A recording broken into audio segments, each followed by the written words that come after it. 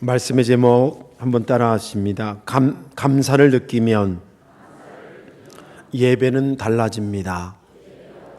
아멘. 신앙생활하면 자주 듣는 또 잘 빈번하게 듣는 말들이 있는데 그 중에 하나가 예배합시다 라고 하는 것입니다. 예배합시다.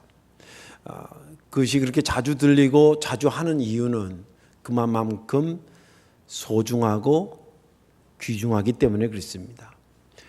우리 개인적인 인생으로 보면 적어도 이제 신앙생활을 하다가 우리가 이 세상을 마지막 떠날 때에 내 마지막 영혼이 하나님 나라 갈 때에 뭐 속에서 올라가냐면 장례 예배를 드리다가 올라가는 겁니다.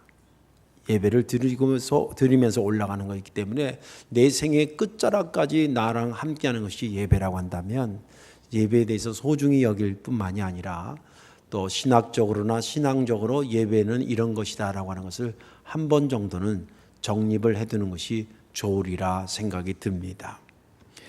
많은 사람들이 어떻게 하면 예배를 잘 드릴 수 있을까 고민을 하는데 오늘 말씀이 그 해답이 되기를 바랍니다. 저쪽 교회에서 목회할 때에 권사님 여자 혼자 열심히 나오셨습니다. 그 권사님한테는 남편이 있었는데 남편은 교회를 나오지 않았고 아들 둘하고 그 여자 권사님만 이렇게 교회를 잘 나왔습니다.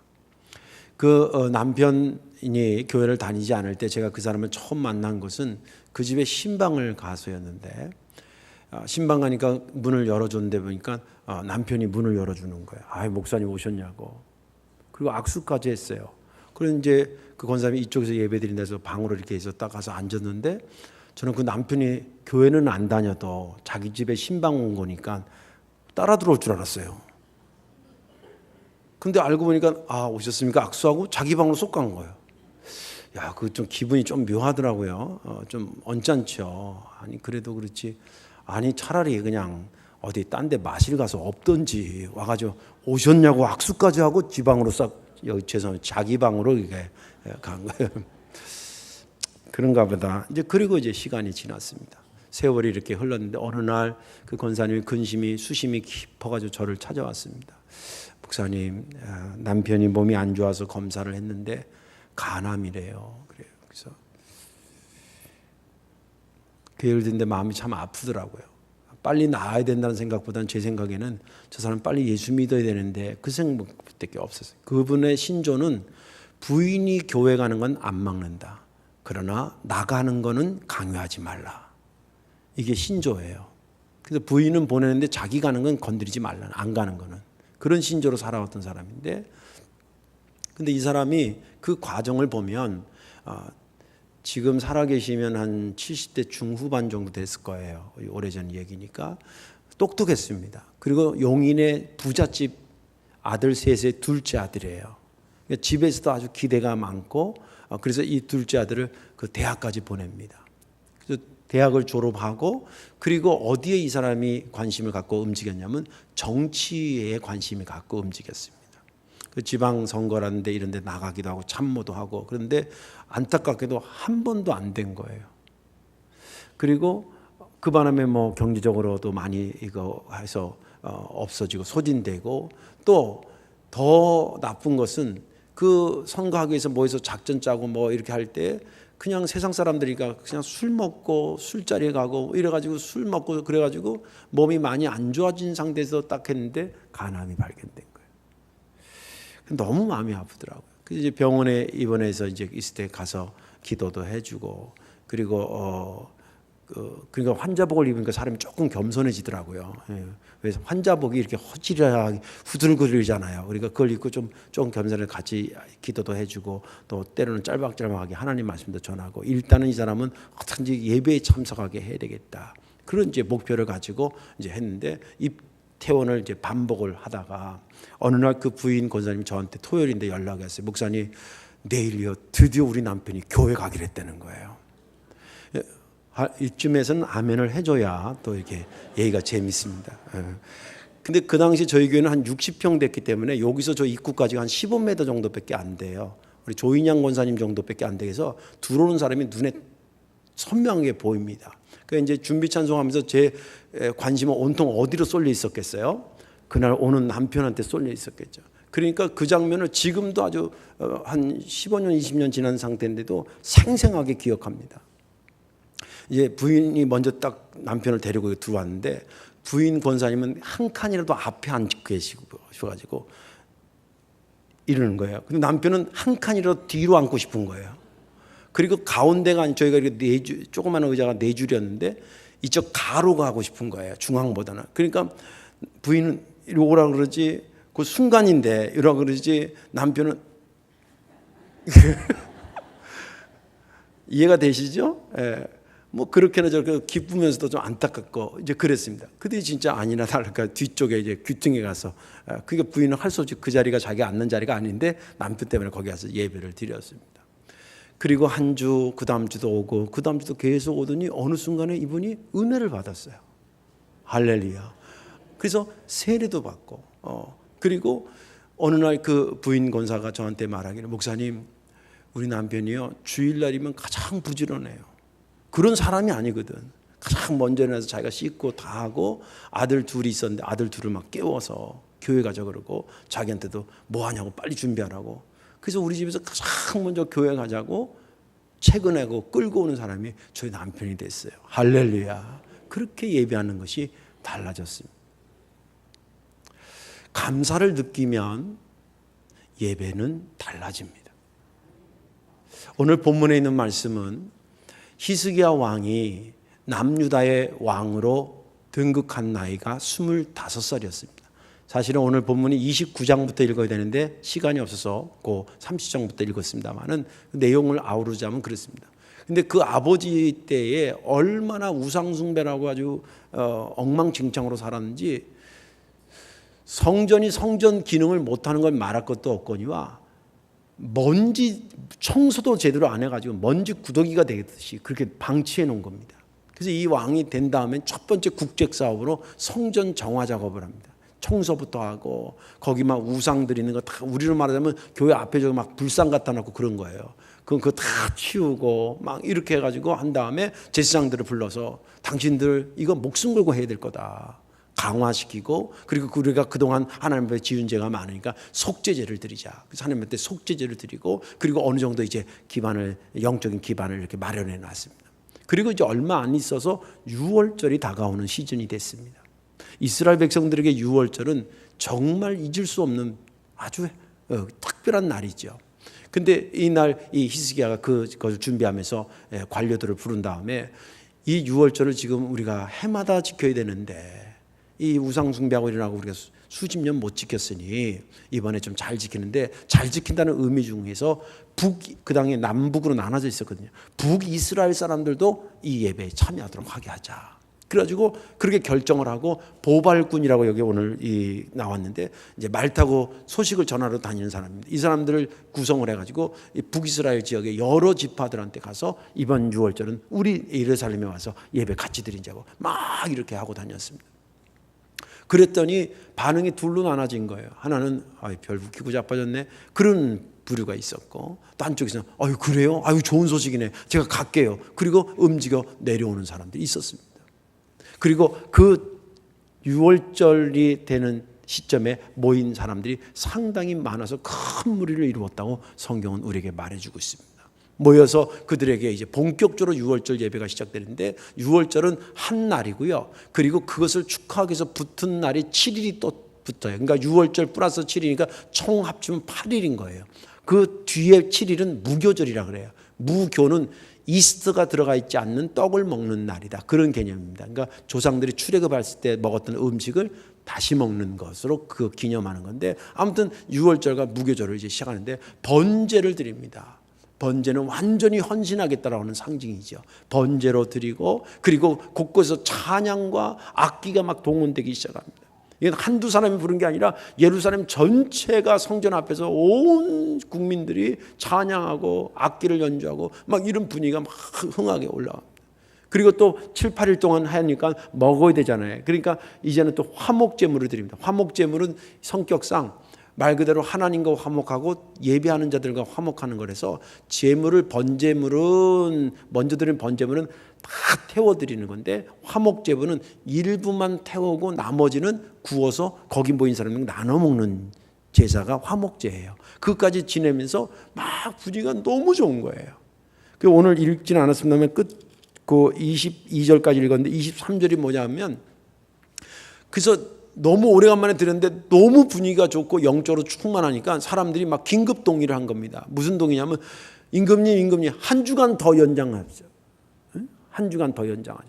그래서 7일을 더 연장해가지고 2주간의 더블로 무교절을 지냈다는 내용이 본문의 말씀입니다.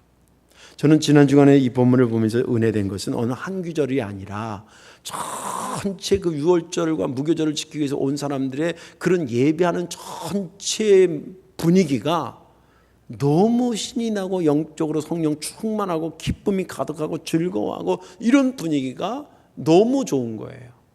그래서 이제 우리도 한 달 뒤에 우리가 추수감사절을 맞는데, 우리 그 추수감사절 그 시즌에 있는 이런 성도들의 예배에 참여하는 그런 마음이 그냥 작년에 한 거예요, 올해 또 한 거예요, 이런 게 아니라 정말 또 새롭고 새로운 즐거움과 기쁨으로 그렇게 흥에 겨워서 하나님 앞에 예배하면 얼마나 좋을까, 그런 생각이 되면서 은혜가 됐습니다. 오늘 말씀에 여러분들, 저와 여러분들 은혜 받으시고, 짧게는 예배라고 생각하시면 되겠고, 좀 폭을 넓히면 절기라고 생각하셔도 되는데, 아무튼 이런 예배든 절기든 간에 하나님 앞에 늘 우리가 하는 것, 여러분들 영적으로 신이 나서 드리는, 그래서 여러분들, 저와 여러분들 예배가 하나님이 기뻐하고 내게 은혜가 되는 예배가 되기를 주님의 이름으로 축원합니다. 감사를 느끼며 보다 더 귀한 예배를 드리려고 그러면 어떻게 해야 될까? 고민스럽잖아요. 첫째는 감사를 느끼는 영적인 감각을 높여야 합니다. 잘 들으세요. 감사하면서 정말 귀한 예배를 우리가 드리고 싶은데 어떻게 해야 되느냐? 그 첫째는 감사를 느끼는 여러분들 영적인 감각의 지수를 자꾸 높이라 이 말이에요. 오늘 본문에 보면 10절과 11절이 나오는데 두 그룹이 나와요. 어떤 두 그룹이 나오냐면, 하나는 영적인 감사를 느끼는 영적인 감각이 살아있는 그룹이 있고, 한쪽은 영적인 감사를 느끼는 영적 감각이 죽어있는 그룹이 나와요. 10절은 죽어있는 사람들을 얘기하는데 이렇게 얘기하고 있습니다. 보발권이 에브라임과 므낫세 지방 각 성읍으로 두루다녀서 스불론까지 이르렀으나 사람들이 그들을 조롱하며 비웃었더라. 이 북이스라엘 사람도 유월절을 모르는 사람이 아무도 없어요. 다 압니다. 우리가 해방된 날이에요. 그런데 그날 같이 예배하자는데 여기서 이 사람들은 웃기고 자빠졌네 이러고 있는 거예요. 이 그룹이 하나 있는 거고, 그리고 11절에는 뭐냐면, 그러나 아셀과 므낫세의 스불론 중에서 몇 사람이 스스로 겸손한 마음으로 예루살렘에 이르렀고, 아이고 잘 됐네, 비록 내가 북이스라엘 지역에 살지만 남유다에 있던 예루살렘 성전에 이번에 가도 되겠네, 오라 그러네, 가야지. 그런 그룹이 생겼다는 거예요. 뭐의 차이일까? 유월절 감사 예배를 드리지 않는데 한쪽에서는 비아냥 부리는 그룹이 있고 한쪽에서는 가자고 하는 그룹이 있는데 뭐의 차이? 그들이 먹는 게 다른 거예요? 사는 곳이 다른 거예요? 영적인 감각이 다른 거예요. 그럼 영적인 감각을 세우는 것이 그렇게 어렵냐? 안 어렵습니다. 뭐 기도를 많이 하고 성경을 많이 읽고 그래야 생겨지는 거냐? 물론 그래도 생기지만 영적인 지수가 높아지는 건 그렇게 어렵지 않아요. 오늘 설교 들으면 아 그렇구나, 그렇게 느껴질 겁니다. 아주 쉬워요. 자기의 오늘의 삶을 조명해 보면 되는 거예요. 예를 들자면 유월절, 이스라엘 백성들에게 유월절은요 진짜 고마운 날이에요. 진짜 고마운 날이에요. 430년 동안 아시죠? 애굽에서 종살이하던 이스라엘 백성들이 너무 힘든 거예요. 급기야 하나님 앞에 통곡하면서 부르짖었게 된 계기가 뭐냐면, 차라리 내가 고통받고 내가 죽는 건 괜찮다 이거예요. 근데 바로 왕이 뭘 공포를 하냐면, 이스라엘 백성들이 막 점점점 번성하니까 야 아들 나면 무조건 죽여버리라는 거예요. 상상을 한번 해보세요. 몇천 년 전의 일이지만 내 가정에서 내가 아들 낳는데 국가에 있어서 아들 낳았다고 잡아가서 애를 죽인다고 생각해 보세요. 이거는 진짜 내가 차라리 죽는 게 낫지 더 이상 볼 수가 없는 거 아니에요. 그래서 하나님한테 막 부르짖어 기도합니다. 그때 하나님께서 모세를 키워서 그 사람으로 하여금 지도자로 보내고, 바로왕과 영적인 대결을 하게 해서 이스라엘 백성들을 건져내옵니다. 잘 아시죠? 홍해를 건너고 광야를 건너서 가나안 땅에 들어오게 해서 그 가나안 땅에 살다가 세월이 몇백 년 흐른 것밖에 없어요. 그 혜택을 그대로 받고 있는 사람이 북이스라엘 사람들이고 남유다 사람들이었습니다. 갈라지기 전부터 그 유월절은 있었으니까. 그날 예배하자 그러는데, 그날 감사하자는데 비아냥거릴 이유가 있냐 이 말이에요. 뭔가 제대로 뭐가 잘못돼서 그런 거 아니냐는 거예요.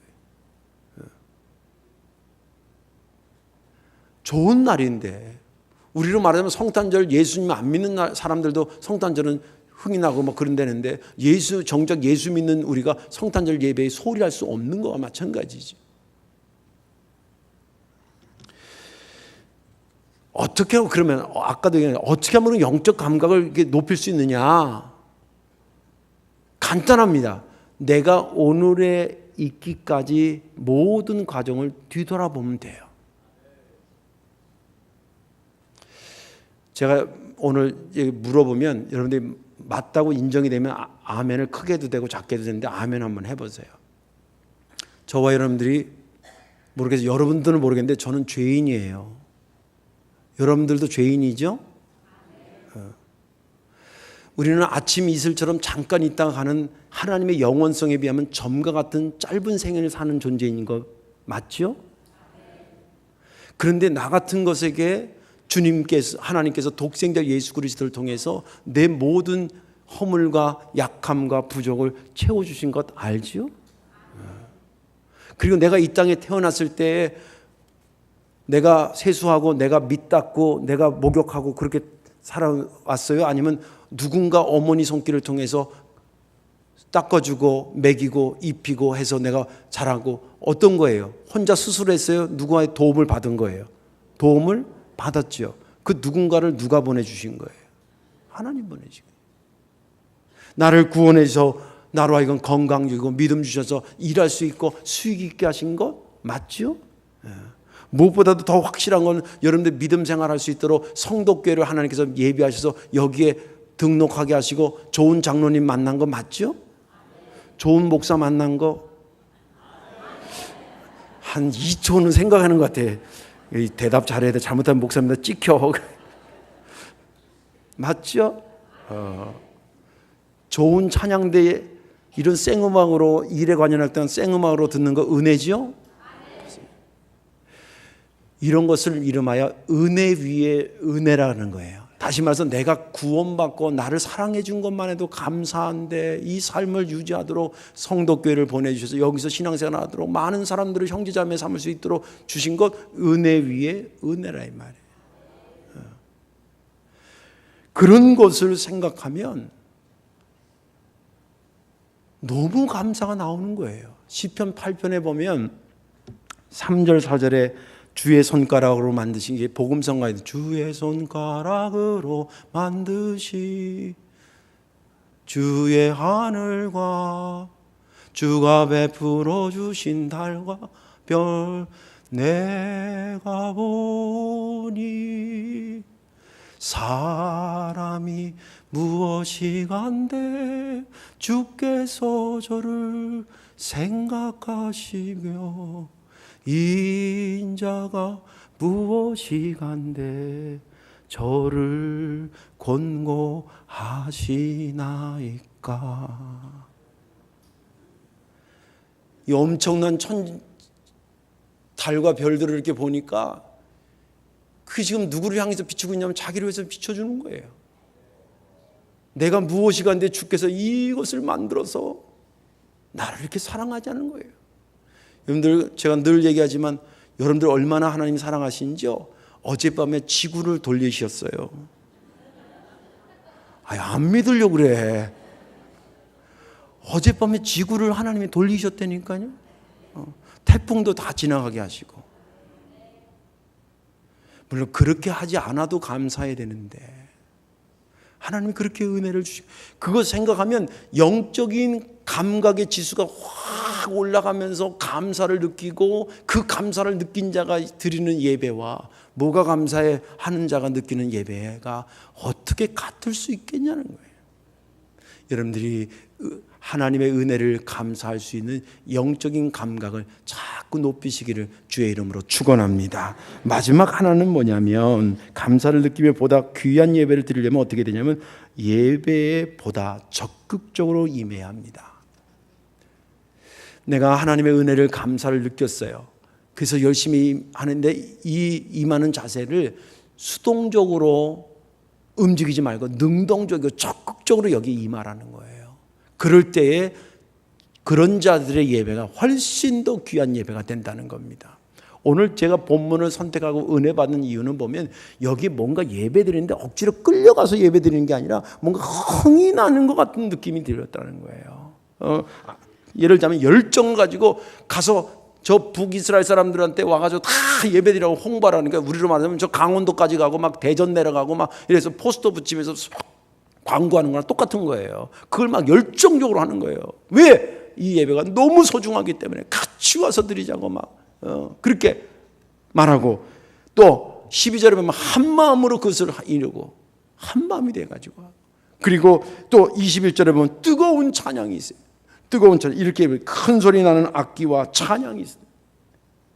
누가 성가대라고 특별히 구분된 게 그냥 전체가 성가되고 전체가 악기를 가지고 동원하고 이렇게 막 찬양을 하는 거고, 그런 분위기가 있고, 그리고 아낌없이 예물을 드립니다. 번제물도 드리고, 그리고 화목제물 드리고, 거기 많은 사람들이 먹을 정도면 누군가 많이 드린 거예요. 이런 것이 있고, 또 즐거움이 넘쳤다고 말하고 있어요. 21절에 예루살렘에 모인 이스라엘 자손이 크게 즐거워했다. 그냥 적당히 즐거운 게 아니라 크게 즐거워했다는 거예요. 그리고 넘치는 감사가 있어서 22절에 여호와가 하나님께 감사하였더라.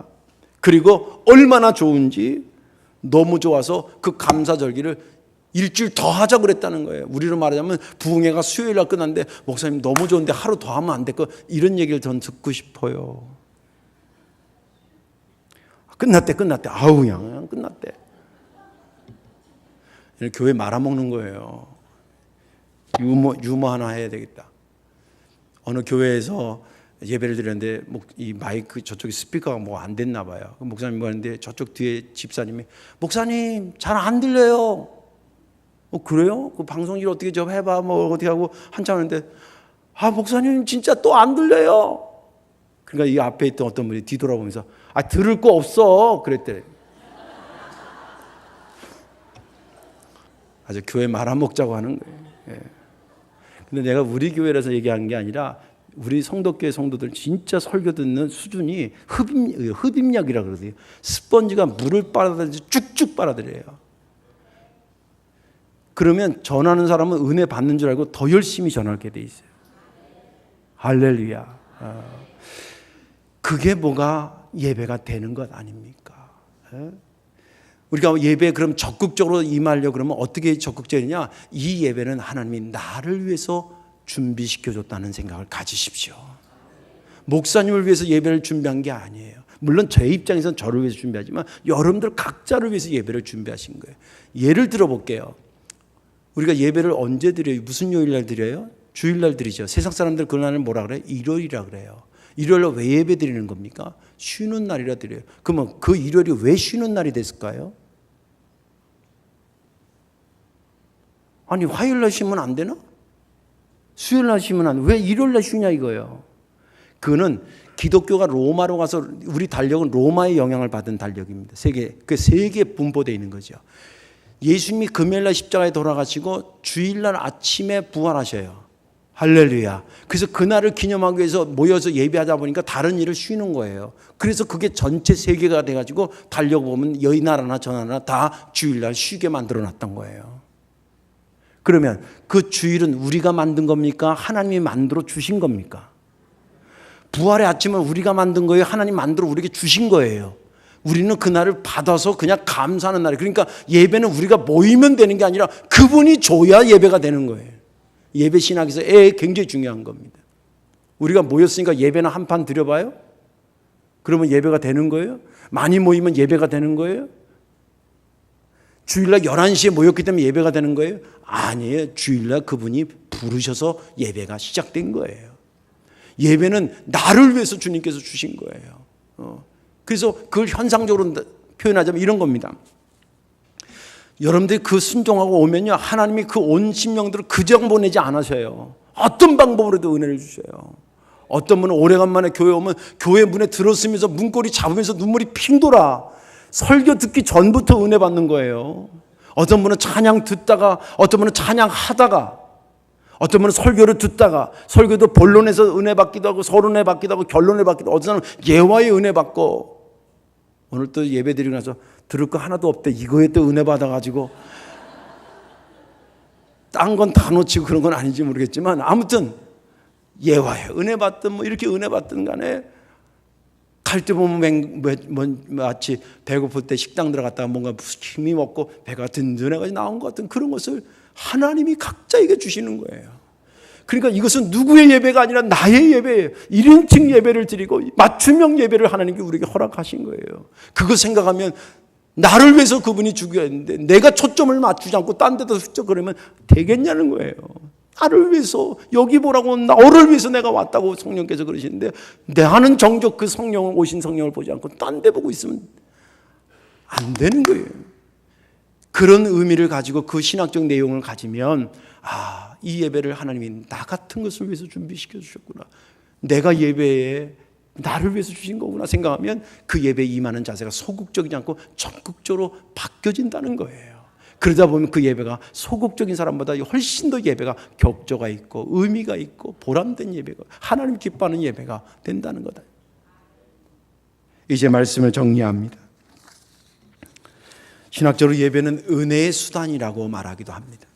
하나님께서 나를 구원해 주시고 주님 날아갈 때까지 계속 마치 매일 밥을 먹어야 먹어야 힘을 얻어 사는 것처럼 매주 영의 양식을 주셔서 그걸 먹게 하시는데, 그 먹게 하시는 그 수단의 방법 중에 하나가 예배라는 거예요. 예배를 통해서 여러분들 하나님의 천사들이 지금도 오르락내락거리고 있는 줄로 믿으시기 바랍니다. 그래서 이것을 어떻게 그러면 이 예배에 정말 집중하고 잘 할 수 있을까?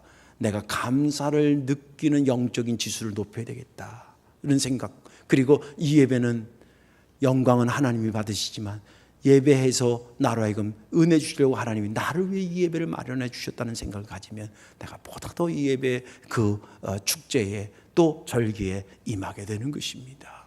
이 말씀에 힘을 얻어서 예배의 성공자로 살아가시기를 주의 이름으로 축원합니다. 기도하겠습니다. 좋으신 아버지, 고맙고 감사합니다. 정말 보잘것없는 인생들이오나 주께서 독생자를 통해서 구원해 주시고 구원받은 것만 해도 감사한데, 매주마다 하나님께 영광 돌리고 나를 위해 준비해 주신 은혜를 공급받아 새 힘 가지고 살아가라고 제 어깨를 두드리는 주의 손길을 이 예배 주기에 느끼게 하시면 거한 감사를 드립니다.